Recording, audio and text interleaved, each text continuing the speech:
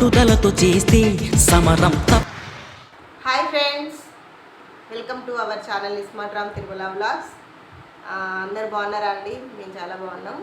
అయితే ఏంటంటే ఇవాళ ఒక విషయం చెప్పడానికి మేము ముందుకు వచ్చిన.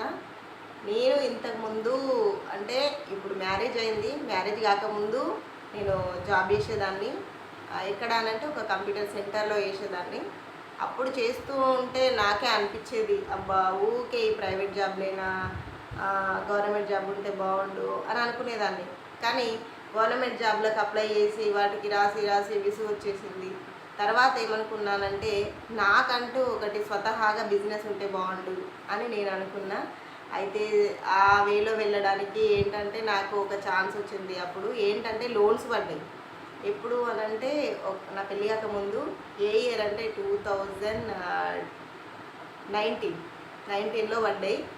అప్పుడు నేను అప్లై చేసుకున్న తర్వాత అనుకోకుండా ఇంటర్వ్యూకి వెళ్ళిన, అక్కడ సెలెక్ట్ అయినా. అక్కడ ఎట్లా అనంటే బ్యాంకు మేనేజర్లే డైరెక్ట్ కూర్చొని ఉంటారు.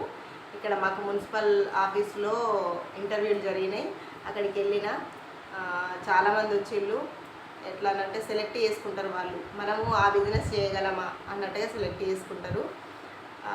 నేనైతే సెలెక్ట్ అయిన తర్వాత ఇక అసలు సంగతి స్టార్ట్ అయింది. ఏంటిది అని అంటే, నేను గోదావరి కనిలో, ఇది మాది గోదావరి కనిలో ఉన్న 18, ఇప్పుడు మనకు శాంక్షన్ అవుతుంది కానీ శాంక్షన్ కావడానికి ఇక్కడ బ్యాంకులలో నేను ఎందులోనూ లోను తీసుకోలేదు అని వాళ్ళతోటి సైన్ చేయించుకురావాలి. ఇక్కడ మాకేంటంటే 19 బ్యాంకులో ఏమో ఉన్నాయి గోదావరికల్లా మొత్తంలో. ఈ 18, 19 ఉన్నాయి. ఈ మొత్తం బ్యాంకులలో నేను సైన్ చేయించుకురావాలి. అది అసలు టాస్క్. కానీ నేను అప్పుడు వాళ్ళ దగ్గర పర్మిషన్ తీసుకొని, సార్ నేను ఇట్లా వెళ్ళాలి, నాకు పర్మిషన్ కావాలంటే ఒక 2 days టైం ఇచ్చిండు. నేను ఆఫీస్కి వెళ్తూ ఒక ఆటో మాట్లాడుకున్నా, తెలిసిన తండ్రి. నేను పెట్టుకున్నా 18 బ్యాంకులు అనుకుంటా, 9 బ్యాంకులు ఒకరోజు, 9 బ్యాంకులు ఒకరోజు అని పెట్టుకున్న టార్గెట్. ఆ ఆటో అతనికి 900 రూపాయలకు ఏమో ఆటో మాట్లాడుకొని ఒక్కరోజు 9 బ్యాంకులు తిరిగిన ఒక్క రోజులో. అది మళ్ళీ నేను పొద్దున నేను ఆఫీస్ చూసుకోవాలి, తర్వాత మధ్యలో టైంలో ఆటోలో వెళ్ళి ఆ బ్యాంకులో మేనేజర్లు మస్తు బిజీగా ఉంటారు. వాళ్ళు బిజీగా ఉన్నా కూడా వాళ్ళని రిక్వెస్ట్ చేసో ఎట్లనో చేసి మనం సైన్ పెట్టించుకొని రావాలి. మళ్ళీ మనం వెళ్ళిన వెంటనే సైన్ పెట్టాడు.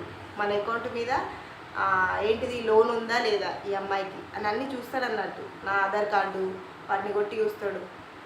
అట్లా చాలా రిస్క్ చేసుకొని మళ్ళీ చాలా కష్టపడ్డా.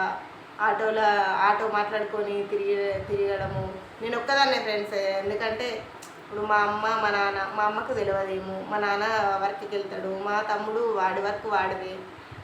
మా అక్కకు మ్యారేజ్ అయింది, మా ఇంట్లో ఉండేది మేము.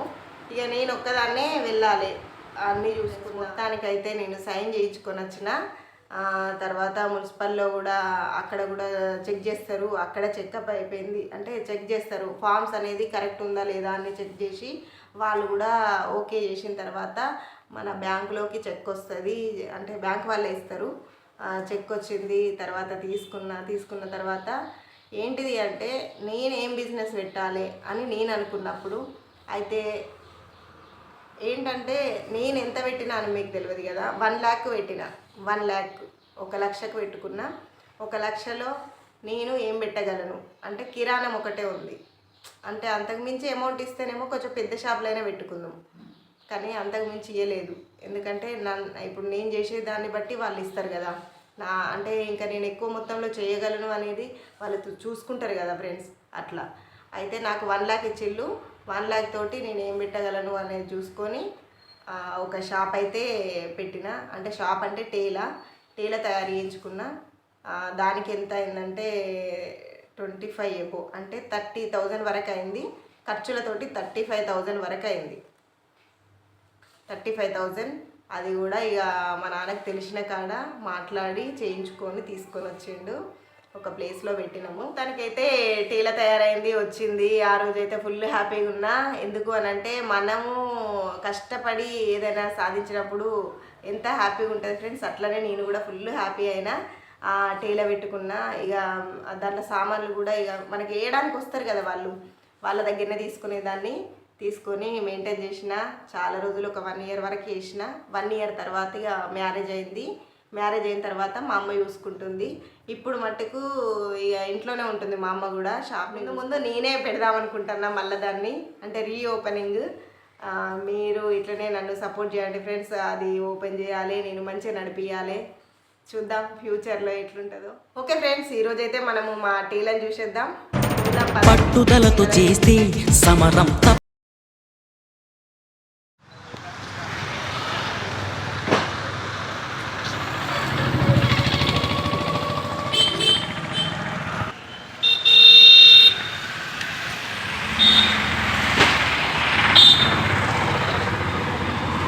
తప్పకుండా నీదే విజయం, కష్టపడితే రాదా ఫలితం.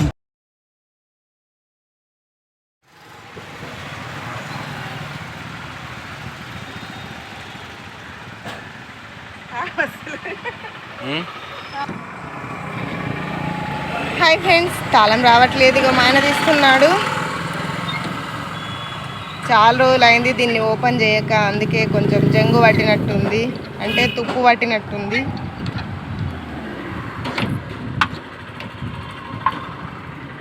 అసలు ఇదేనా? అదే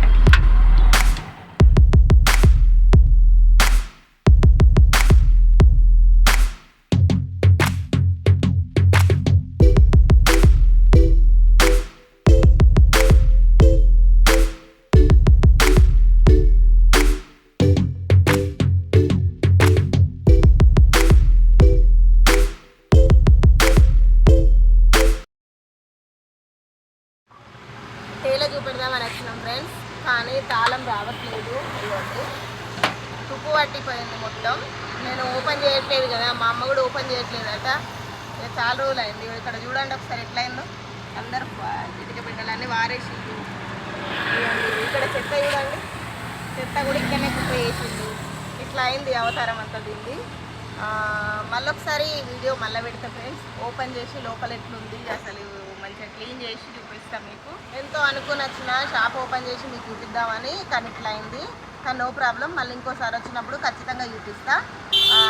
ఇట్లా అంటే మీకు నేల పైన ఉంటుంది కదా, లోపల ఎట్లుంది, ఎట్లా చేసిన అనేది మీకు చూపిస్తా. ఓకేనా ఫ్రెండ్స్? ఈ వీడియో కనుక మీకు నచ్చినట్టయితే లైక్ చేయండి, షేర్ చేయండి, కామెంట్ చేయండి, అలాగే సబ్స్క్రైబ్ చేసుకోండి, బెల్ ఐకాన్ కొట్టండి. Okay friends, bye.